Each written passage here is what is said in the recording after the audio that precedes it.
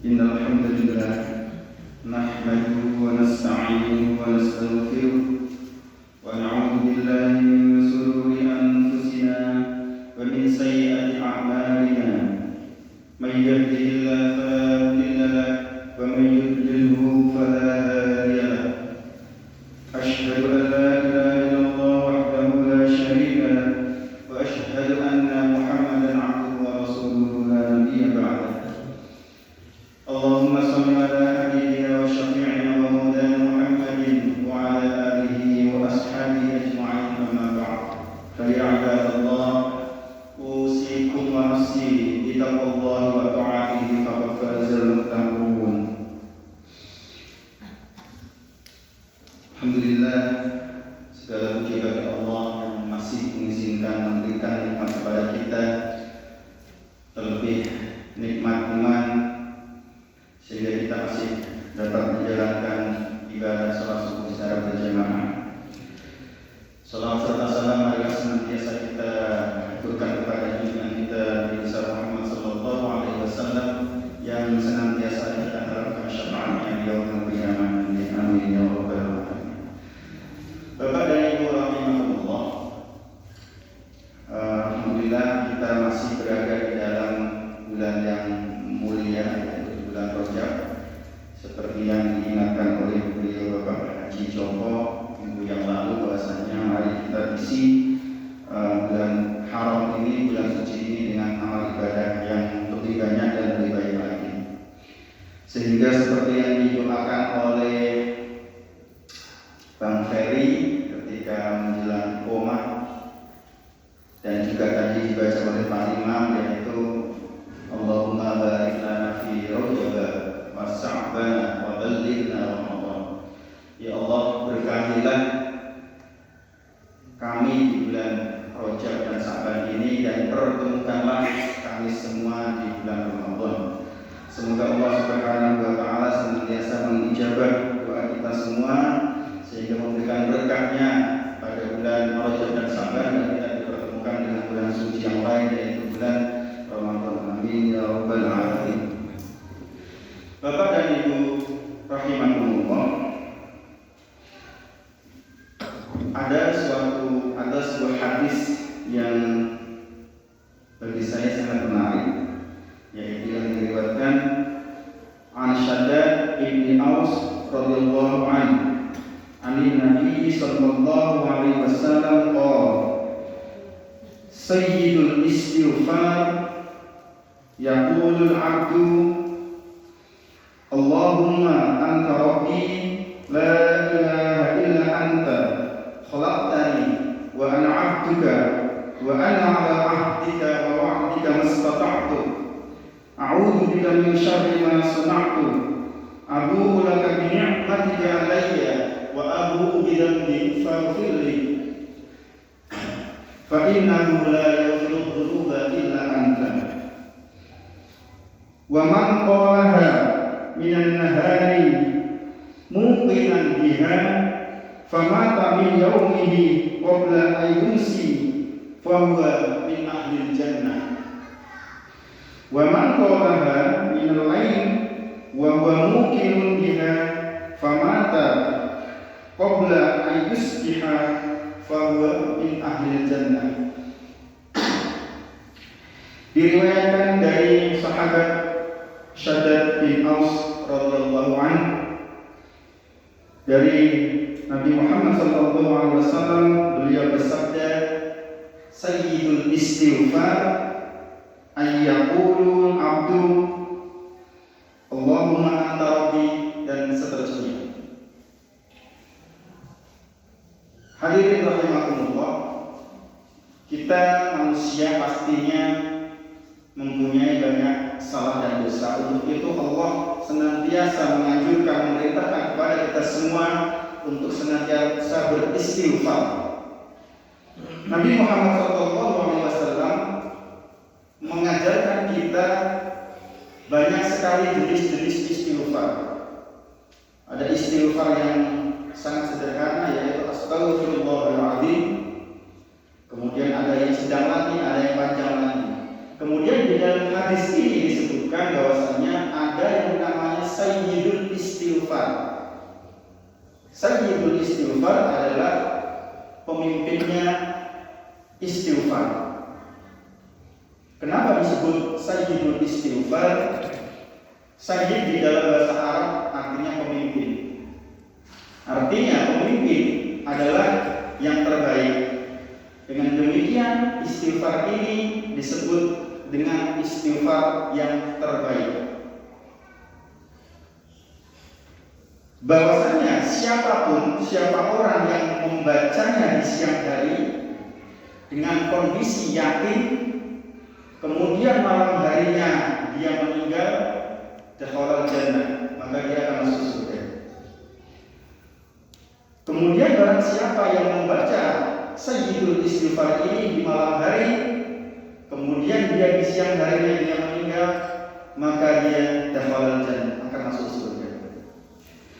Bapak dan Ibu rahimakumullah, mari kita baca, mari kita pelajari kata demi kata mengapa Sayyidul istighfar ini atau istighfar ini disebut sebagai pemimpinnya istighfar.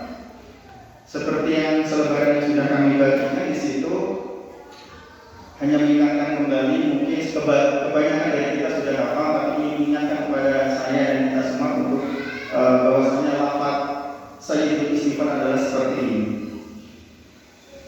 Allahumma anta rabbi, ya Allah, Tuhan saya atau Tuhan kami. La ilaha illa anta, tiada Tuhan selain Engkau, tiada sesembahan selain Engkau.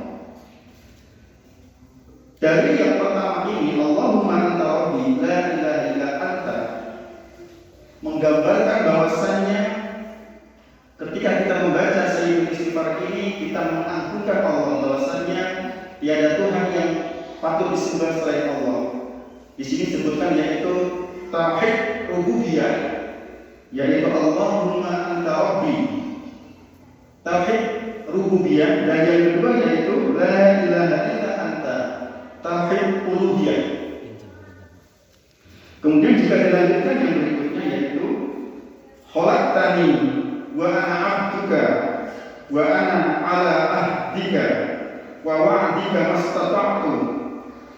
Khalaqtani wa ana 'abduka, Engkau yang menciptakan aku adalah hamba-Mu. Wa ana 'ala ahdika wa wa'dika mastata'tu, aku memenuhi perjanjianku sekemampuanku, semampuku. Kenapa disebutkan seperti ini? Ketika kita masih di dalam kandungan, Allah berkata kepada Ruh, alastu birabbikum, kemudian kita menjawab, qalu bala syahidna, apakah aku bukan Tuhanmu? Kemudian si Ruh menjawab, benar ya Allah, saya menyaksikan itu, bahwasanya Engkau adalah Tuhanku. Maka dari itu di sini disebutkan bahwasanya Engkau telah menciptakan aku dan aku adalah hamba-Mu, dan aku akan semaksimal mungkin memenuhi perjanjian-Mu itu. Kemudian dilanjutkan, a'udzu bika min syarri ma sana'tu, aku berlindung dari kejahatan atau dari keburukan perbuatanku. Ternyata kita juga diminta untuk berlindung dari apa yang hal-hal yang jelek yang sering kita lakukan. Setiap hari kita membuat maksiat, setiap hari kita berbuat kejelekan.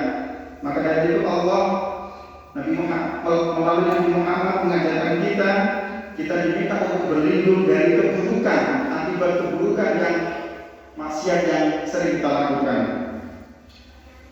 Kemudian dilanjutkan, Abu ulaka bi ni'matika alayya,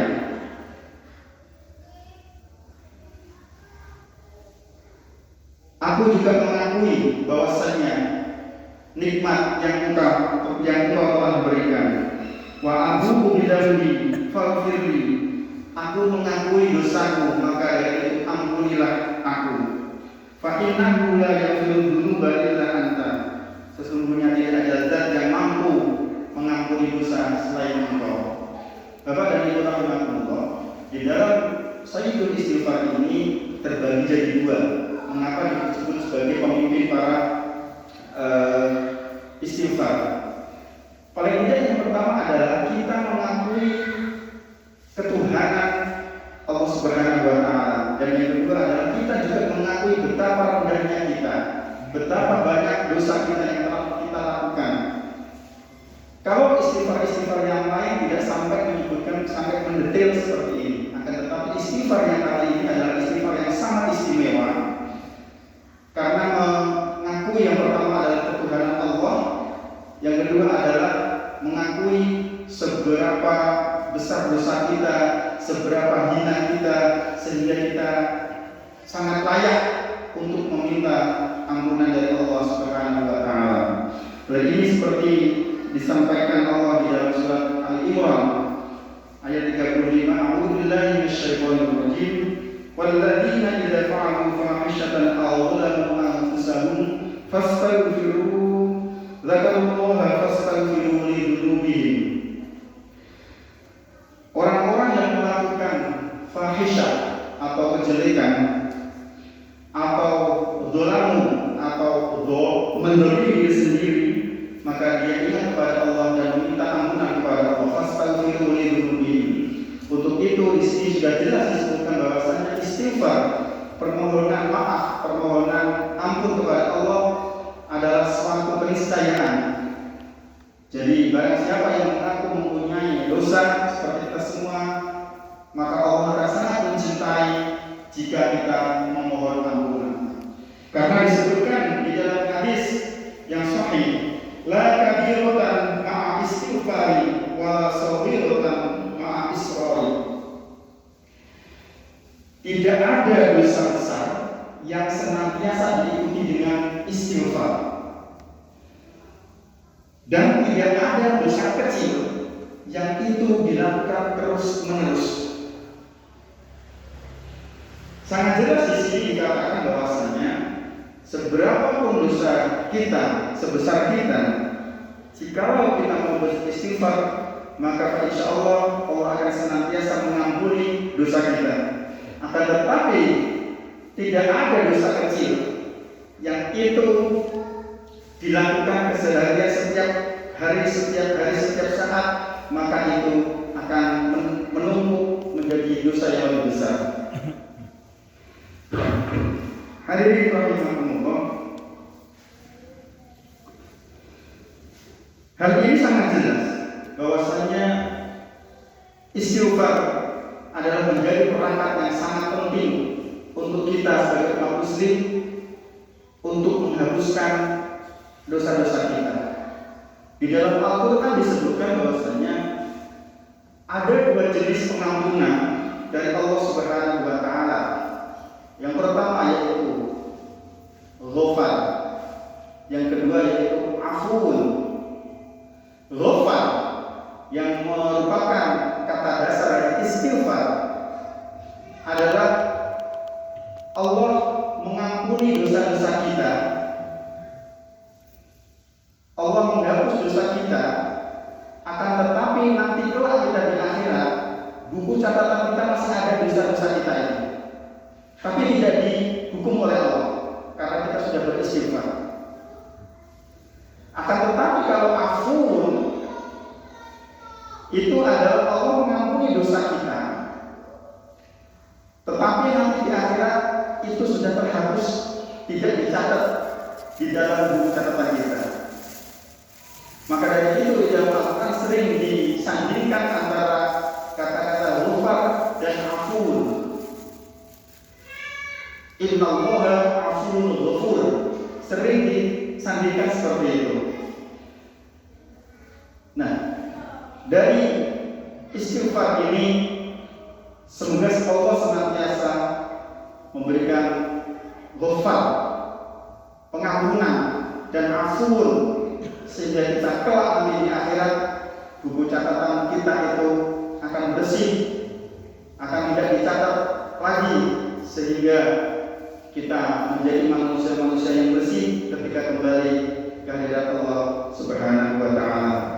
Mari kita senantiasa mencoba mengamalkan hadis yang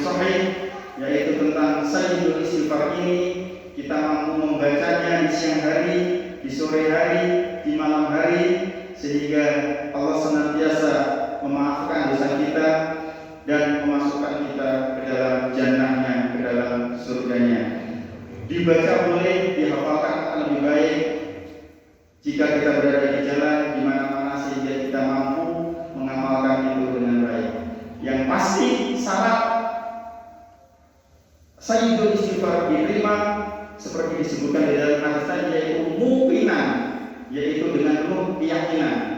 Apa itu keyakinan? Meyakini bahwasanya Allah adalah Tuhan yang esa, Allah adalah Tuhan yang satu, kita tidak syirik terhadapnya, kita ikhlas mengamalkannya, kita mengakui dosa-dosa kita yakin dengan hadis-hadis ini, sehingga kita menjadi golongan orang yang muqinun, orang-orang yang meyakini kebenaran dari hadis ini. Bapak dan Ibu rahmatullah, demikian hadis singkat yang dapat kami sampaikan. Kurang lebihnya mohon maaf. Billahi taufiq wal hidayah. Wassalamualaikum warahmatullahi wabarakatuh.